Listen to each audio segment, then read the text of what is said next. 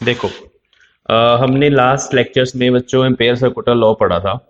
Ampere circular law को पहले मैं फिर से स्टेट कर रहा हूँ।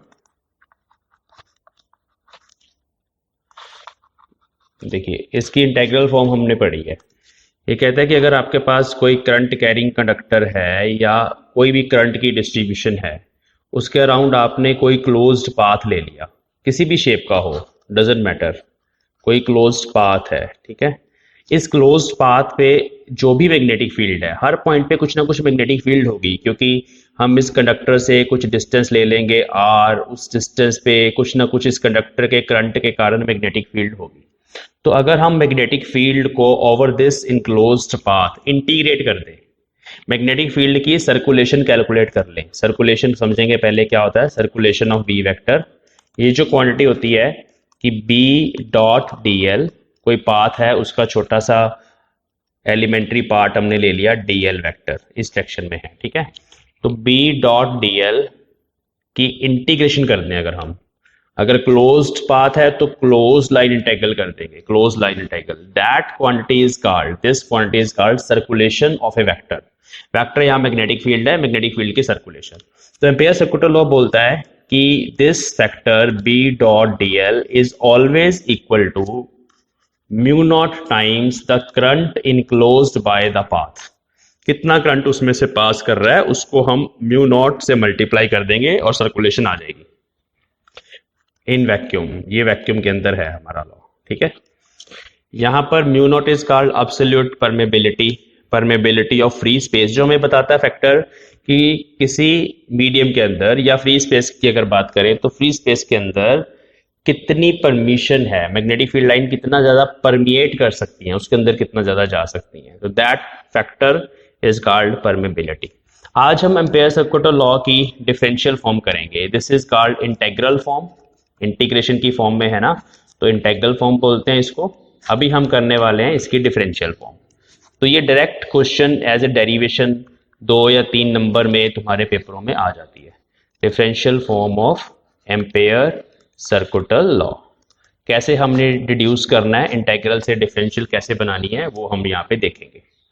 तो इसके लिए consider, let us consider a region of space जिसमें बहुत सारे करंट्स फ्लो कर रहे हैं। जैसे हमने एक करंट बनाया ना, तो there are so many currents और वहां पे एक करंट की डिस्ट्रीब्यूशन है।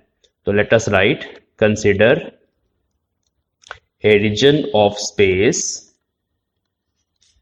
Reason of space having current distribution, current distribution given by current density J is equal to J vector R vector। मतलब R पे डिपेंड कर रही है। हो सकता है स्टेडी करंट हो, स्टेडी तो है, टाइम के साथ वेरी नहीं कर रहा ये current. Steady current distribution is there, let me write steady. It is not varying with time but position के साथ वेरी कर सकता है। मतलब आर जो लोकेशन ऑब्जर्वेशन पॉइंट की, उस हिसाब से जे कैन वेरी, ठीक है। तो विच में very from point two point, क्योंकि आर पे डिपेंड कर रहा है।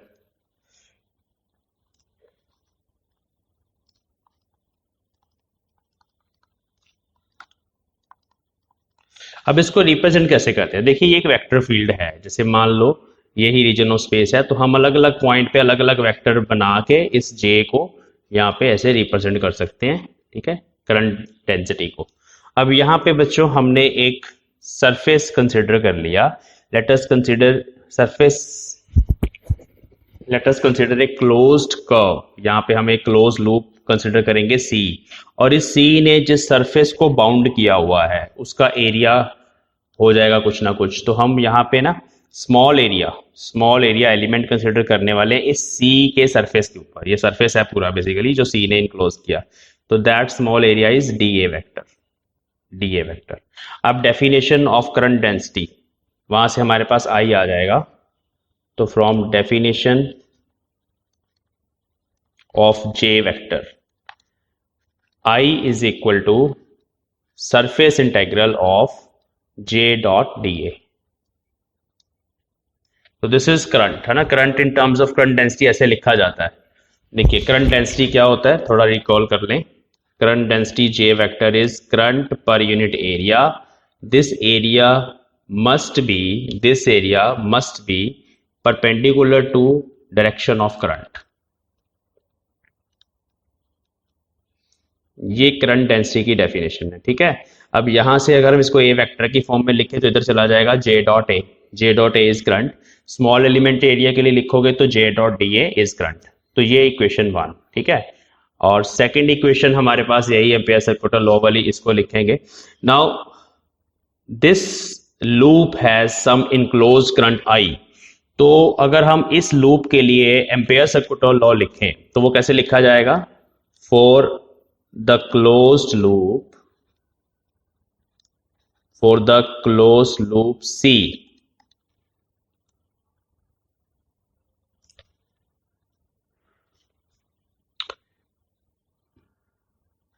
B डॉट dl के क्लोज लाइन इंटेग्रल, अगर हम इस पाथ के अलोंग dl वेक्टर लेकर ना छोटे छोटे मैग्नेटिक फील्ड को इंटीग्रेट करें, जोड़ दें, तो वो हो जाएगा mu naught I. This is equation number 2 where I is the current enclosed by this loop. अब यहां पे आप देखिए I की वैल्यू ऊपर से उठा के यहां पुट करेंगे नेक्स्ट स्टेप में, तो इक्वेशन बन गई सिंपल। तो इक्वेशन बन गई हमारे पास B dot D L is mu naught times I था ना, उसकी जगह आ गया J डॉट डी ए वैक्टर। अब ये लाइन इंटेग्रल है हमारा एक तरफ, और इस तरफ सरफेस इंटेग्रल है। जब भी इस तरह की सिचुएशन ईडी में आएगी, इलेक्ट्रोडायनेमिक्स में या फिर इलेक्ट्रिसिटी एंड मैग्नेटिज्म के सब्जेक्ट में, सरफेस इंटेग्रल को लाइन इंटेग्रल में चेंज किया जा सकता है, लाइन को सरफेस में। इन दोनों के बीच में जो रिलेशन होती है वो स्टोक्स थ्योरम से मिलती है। मैं पहले स्टोक्स थ्योरम लिख रहा हूं साइड पे। स्टोक्स थ्योरम आपने पढ़ी होगी आई होप। तो स्टोक्स थ्योरम में क्या होता है कि कोई भी line integral, close line integral B dot dl is actually equal to curl del cross B is actually equal to curl of magnetic field over the entire surface. Yeah. This line integral can be written as in terms of surface integral like this.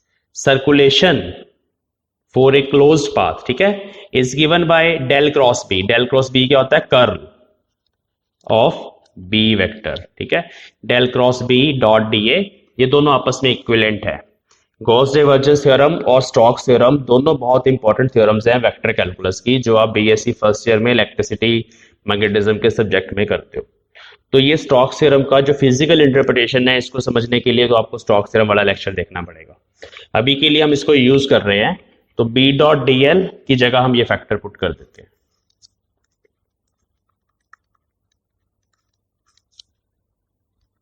इधर भी D A vector आ गया, और यहां पर भी आप देख लीजिए म्यू नॉट अंदर भी जा सकता है क्योंकि कांस्टेंट है। तो देखिए दोनों तरफ हमारे पास सरफेस इंटेग्रल आ गए। ये क्लोज होता है line integral, surface integral open होता है, ठीक है।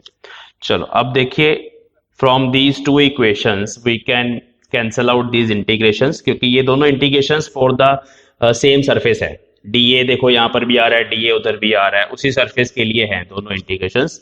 तो therefore we can write del cross B is equal to mu naught times J vector. J is a vector quantity. तो this is differential form. बस इतनी सी डेरिवेशन है जो एग्जाम में डायरेक्टली आ जाएगी। इसको ना हम इलेक्ट्रोमैग्नेटिक वेव्स जब पढ़ेंगे, हमारा यूनिट नंबर 4, तो इलेक्ट्रोमैग्नेटिक वेव्स में इस इक्वेशन को हम और भी मॉडिफाई करेंगे। उसको बोलते हैं modified form of Ampere circuital's law. तो जब ईडी का टॉपिक स्टार्ट होगा इलेक्ट्रोडायनेमिक्स का, जब ये करंट डेंसिटी कांस्टेंट नहीं होगी, टाइम के साथ वेरी करेगी, उस केस में फिर मॉडिफाइड फॉर्म बन जाती है। तो वो हम करेंगे आने वाले लेक्चर्स में। अभी के लिए differential form of ampere circular law आपने यहाँ तक ड्राइव करना है। हम यहाँ पे अगर बी वेक्टर की बात करें, बी वेक्टर यहाँ पे ना यूनिकली डिफाइंड नहीं है, क्योंकि इस इक्वेशन को बहुत सारी बी की वैल्यू सेटिस्फाई कर सकती हैं। मतलब मैग्नेटिक फील्ड की जो कर्ल है del cross B is equal to mu naught J, this equation can be satisfied by can be satisfied by so many B vectors. B बी वेक्टर के ऊपर एक और कंडीशन है जो मैग्नेटोस्टैटिक्स में लगती है, ठीक है। तो another condition that must be satisfied by B vector so that B is uniquely defined, है ना, उसके लिए must be satisfied by B vector is, देखिए magnetic field line are always close loops. जैसे मान लो ये करंट कैरिंग कंडक्टर है, इसके अराउंड मैग्नेटिक फील्ड लाइन इस तरह की लूप बनेगी like this is a magnetic field line. अब अगर मैं यहां पे कोई क्लोज सरफेस इमेजिन करूं, let us suppose we have this close surface, इस क्लोज सरफेस के अंदर ये मैग्नेटिक फील्ड लाइन गई है और अंदर से होकर यहां से बाहर भी आ गई है। एक और मैग्नेटिक फील्ड लाइन अगर मैं बनाऊं, कॉन्सेंट्रिक सर्कल्स होती हैं, जितने मर्जी बना लो आप, ठीक है, ये सारे। तो जितनी मैग्नेटिक फील्ड लाइंस किसी भी क्लोज सरफेस के अंदर एंटर करती हैं उतनी बाहर भी आती हैं, ठीक है। ये बड़ी इंपॉर्टेंट प्रॉपर्टी है मैग्नेटिक फील्ड की। मैग्नेटिक फील्ड के लिए जो टोटल फ्लक्स होता है, टोटल फ्लक्स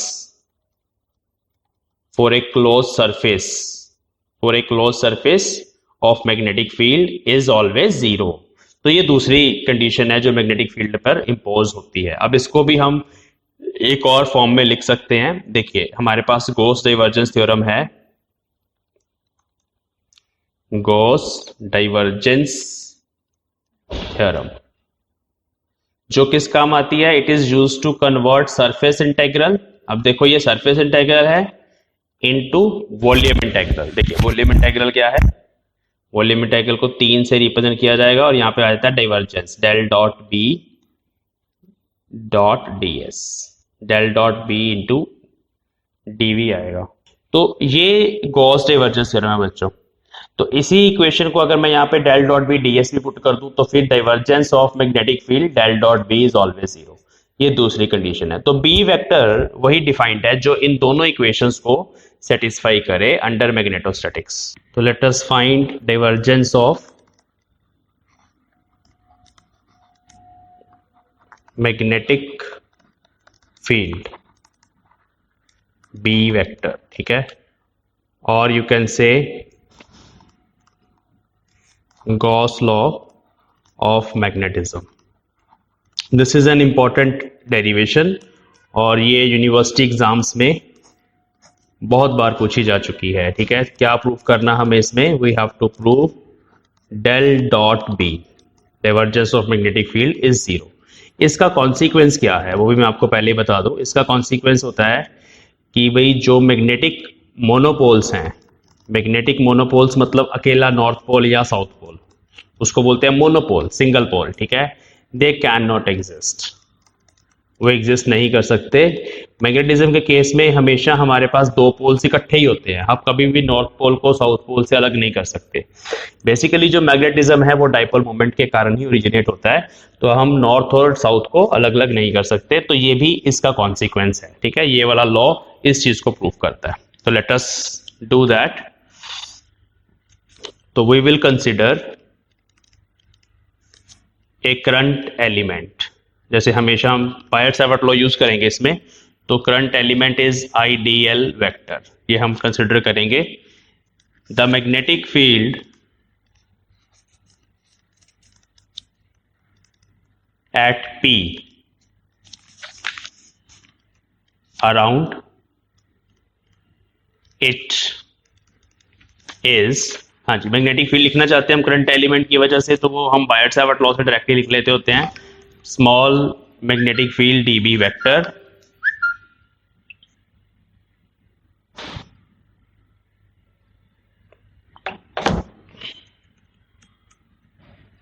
तो small magnetic field dB vector is equal to mu naught upon 4 pi IDL vector cross r cap divided by r square.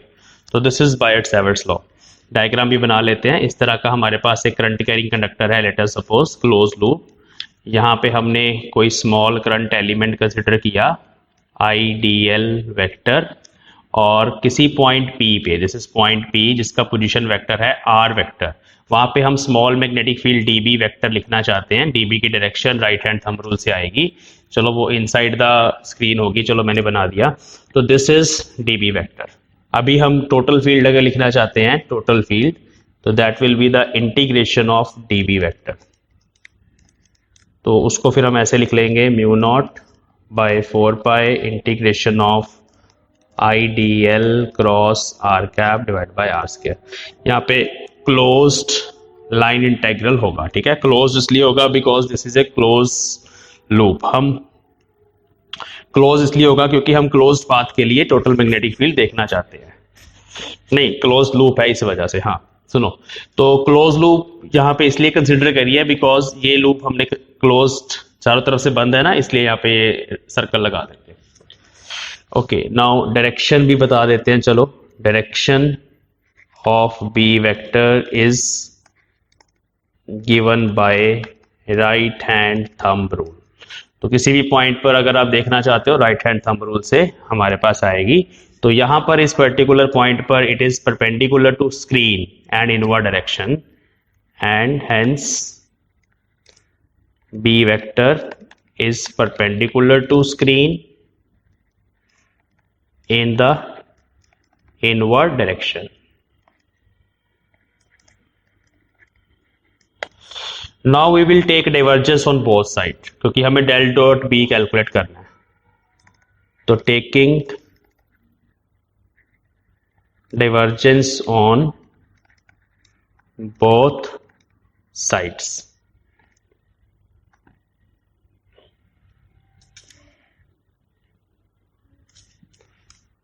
तो बहुत आसान है। इधर आ गया डेल डॉट बी, और राइट हैंड साइड पे कांस्टेंट टर्म्स हम बाहर निकाल लेंगे। Current is not varying with position, वो सब बाहर आ जाएगा, और अंदर इंटीग्रेशन के रहेगा del dot D L vector cross R cap divide by are square. तो ये डेल डॉट दोनों तरफ हमारे पास आ गया, ठीक है। तो इसके बाद नेक्स्ट स्टेप में हमें इसको सॉल्व करना है। Del dot A cross B, तो यहाँ पे डेल वेक्टर दो वेक्टर्स पे एक्ट कर रहा है, ठीक है। इसको ए वेक्टर मान लेते हैं, इसको बी वेक्टर मान लेते हैं, ठीक है। तो डेल इन दोनों पे एक्ट कर रहा है, तो यूज हम करेंगे, ये एक आइडेंटिटी होती है del dot A cross B. इसको वैसे भी आपको याद करना है, वेक्टर कैलकुलस में बहुत ज़्यादा यूज करते हैं। बेसिकली ये क्रॉस प्रोडक्ट और उसके बाद जो रिजल्ट है उसका डॉट प्रोडक्ट है। तो this is written as B dot del cross A minus A dot del cross B.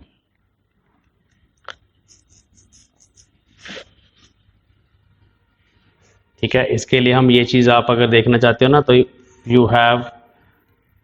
You can learn this identity A dot B cross C, C A B ऐसे learn करना है। A dot B cross C is C A B, C dot A cross B. तो पहले C A B minus B A C, B dot A cross सी।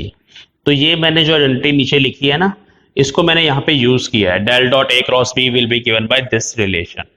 अब यहां पे B vector की जगह हमें आर कैप पुट करना है, ए वेक्टर की जगह जहां जहां ए वेक्टर है वहां वहां डीएल वेक्टर, और जहां जहां हमारे पास डेल ऑपरेटर है वो हमारे पास डेल ऑपरेटर की जगह हमारे पास यहां से डेल ऑपरेटर आएगा, ठीक है। तो इसको हम नेक्स्ट शीट पे करते हैं।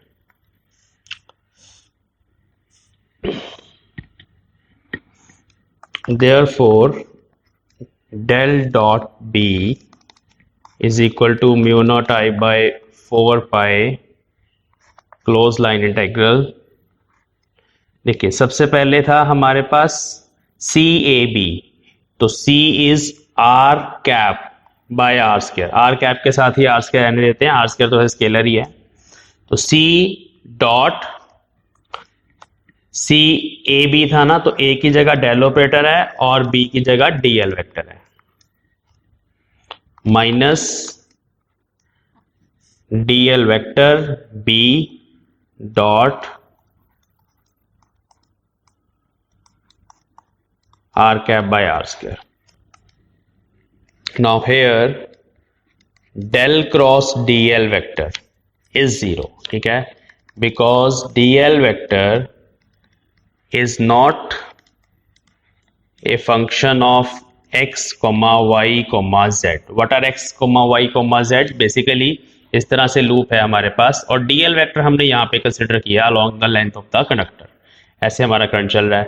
तो यहाँ से जो हमने पोजीशन वेक्टर ड्रॉ किया आर वेक्टर पॉइंट P का, उसके कोऑर्डिनेट्स हैं x, y, z with respect to this point. तो जो डीएल वेक्टर है वो एक्स वाई जेड पे डिपेंड नहीं करता। जो डेल ऑपरेटर हम अप्लाई कर रहे हैं ना बच्चों, डेल ऑपरेटर वो पी पॉइंट के लिए अप्लाई कर रहे हैं, और पी पॉइंट के कोऑर्डिनेट एक्स वाई जेड है, तो ये टर्म जीरो आएगी हमारे पास। ठीक है, इसके बाद जो नेक्स्ट टर्म है उसको भी सॉल्व करते हैं। ये वाली नेक्स्ट टर्म, यहां पे हम सब्स्टिट्यूट करेंगे कि जो r cap by are square होता है, r cap by are square, this is negative gradient of 1 by r. So this is also identity from vector calculus.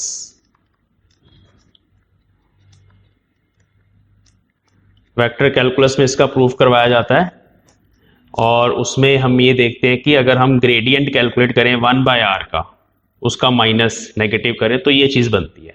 तो जहां पे r cap by are square है, सिर्फ यहां पर भी है, वैसे यहां पुट करने की जरूरत नहीं है, ये टर्म तो जीरो हो गई, वहां पे हम ये चीज पुट कर देंगे। ठीक है, तो put in 1 del dot B